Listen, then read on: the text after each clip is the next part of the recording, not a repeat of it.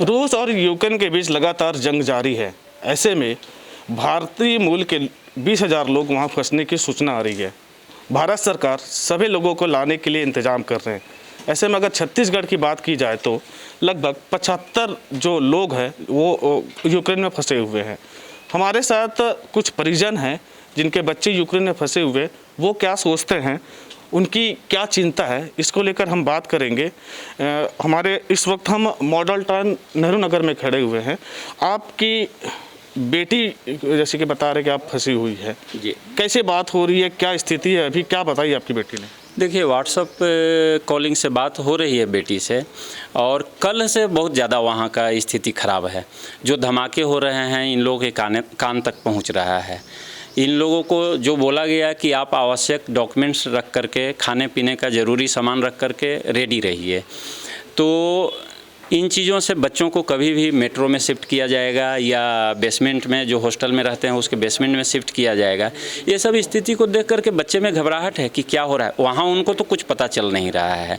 यहाँ से भी जो टिकट था उनको आने का 26 तारीख का, वो भी अब कोई निश्चित नहीं है, चूँकि कल के प्लेन वापस आ गई है, खाली वापस आ गई है। जो बच्चे उसके यूनिवर्सिटी से क्यों आए थे प्लेन पकड़ने के लिए, वहाँ फंस गए हैं। तो ये एक अनिश्चितता का माहौल तो बन गया उनके अंदर। बच्चों में घबराहट है कि अब क्या होगा। जो लगातार धमाके हो रहे हैं, लगातार जो अव्यवस्था बना हुआ है, उसमें वो कैसे रह पाएंगे।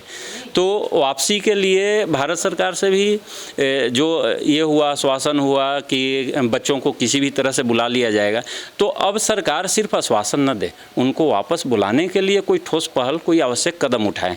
बच्चे का हिम्मत टूट रहा है, उनका मनोबल डाउन हो रहा है। क्या नाम है आपकी बेटी का?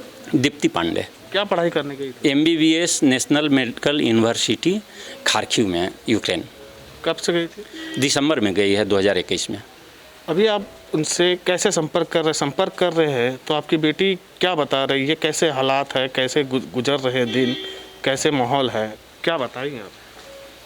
देखिए हालात तो अच्छा नहीं है। जो बच्चे आज तक जो है सो सिर्फ माँ बाप के आवाज़ सुन रहे थे, आज वो बम के धमाके के आवाज़ सुन रहे हैं, तो हालात तो अच्छा नहीं है। ऐसा चीज़ अभी तक हम लोग नहीं मतलब देखे हैं। और जो बच्चे आज अभी 19 साल के हैं और उनको देखने के लिए मिल रहा है, पूरा विश्व इसके लिए चिंतित है। तो उस बेटी को तो घबराहट, बहुत ज़्यादा घबराहट है, बहुत ज़्यादा घबराहट में है। और वो बोल रही है, वो जानकारी भी ले रही है, पापा क्या चल रहा है भारत में, हम लोग को बुलाने के लिए क्या कुछ चल रहा है। यहाँ से जो न्यूज़ के माध्यम से हम लोग को पता चल रहा है कि वापसी के लिए पड़ोसी देश में इनको शिफ्ट करके लाया जाएगा, बाई रूट शिफ्ट करके वहाँ से लाया जाएगा, एयरलिफ्ट से इन लोग को ये किया जाएगा। लेकिन सिर्फ अभी ये सब चीज़ कोई सरकार की तरफ से ऐसा तो नहीं ये हुआ है। यहाँ एक नोडल अधिकारी भी नियुक्त किए गए थे। कल मैं उनसे संपर्क किया था, तो संपर्क किए, वो बोले कि बेटी का डिटेल्स और आप अपना डिटेल्स भेज दीजिए, ईमेल आईडी वगैरह ये सब चीज़। कल शाम में मैं भेजा हूँ, लेकिन उस पर फिर कोई उधर से कॉल वगैरह नहीं आया है। क्या चल रहा है, क्या सरकार का तैयारी है उन लोग को बुलाने के लिए, ये अभी तक कोई पता नहीं है। आपने अभी तक कोई प्रयास किया है, किसी नेता के पास गया है? हाँ, कल अरुण भैया खुद, अरुण बोरा जी दुर्ग के जो विधायक हैं, वो खुद मुझसे संपर्क किए और हालचाल जानने का कोशिश किए। मैं उनको अपना चिंता बताया, तो उन्होंने बताया कि मैं CM साहब श्री भूपेश बघेल जी से संपर्क किए हैं और इस पर बातचीत किए हैं। आज भी वो आए हुए थे, अभी 1 घंटा पहले घर पर आए हुए थे, और उस समय बिटिया से भी लाइव बात हो गया उनसे। उन्होंने उसको हिम्मत दिया है। हिम्मत देने से जो है सो उसमें थोड़ा सा चेहरे में खुशी तो आई है, हिम्मत दे कर गए हैं। चल रहा है प्रयास, बेटा बहुत जल्दी बुला लेंगे।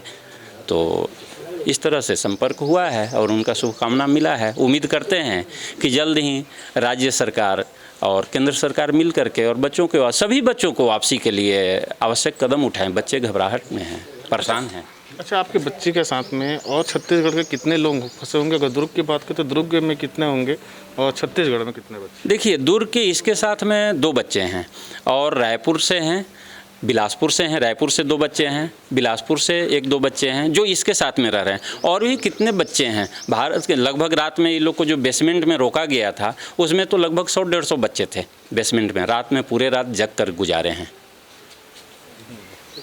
तो क्या अभी आपकी क्या स्थिति है, क्या चिंता जाहिर हो रहा है, मतलब आप क्या चाहते हैं? चिंता है, धमाके के बीच में बेटी है, वहाँ जो है सो बाप मौजूद नहीं है, तो सरकार से तो यही करेगा कि जल्दी से जल्दी उसको बुलाने के लिए आप ये कीजिए। बच्ची हिम्मत से है, लेकिन कितना देर हिम्मत पर वो अपना टिक पाएगी?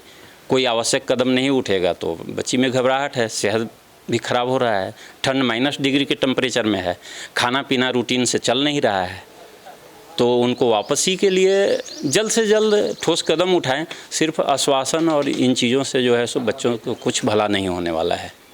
संपर्क कैसे कर रहे हैं आप अपनी बेटी से? कैसे, नॉर्मल कॉलिंग या क्या, किस तरीके से? व्हाट्सअप कॉलिंग से संपर्क होता है, व्हाट्सअप कॉलिंग से ही संपर्क होता है। कल वो बोली भी कि पापा आप जो इंडिया का नंबर है उस पर आप इंटरनेशनल रिचार्ज करवा दो, हो सकता है कि वहाँ का एक लोकल नंबर जो है वो बंद हो जाए, लेकिन अभी चल रहा है, व्हाट्सअप कॉलिंग वगैरह से बात हो रहा है। तो ये थे अशोक पांडे, जो कि अपनी बेटी को सही सलामत लाने के लिए भारत सरकार से अपील कर रहे हैं। हालांकि चिंतित है, ऐसे ही न जाने कितने परिजन हैं भारत के जो लगातार चिंतित है और भारत सरकार से उम्मीद लगाए बैठे हैं कि वह जल्द ही वह वापस अपने मुल्क आ जाए और अपने परिजनों से मिले। दिलीप शर्मा, ABP न्यूज़, दुर्ग, छत्तीसगढ़।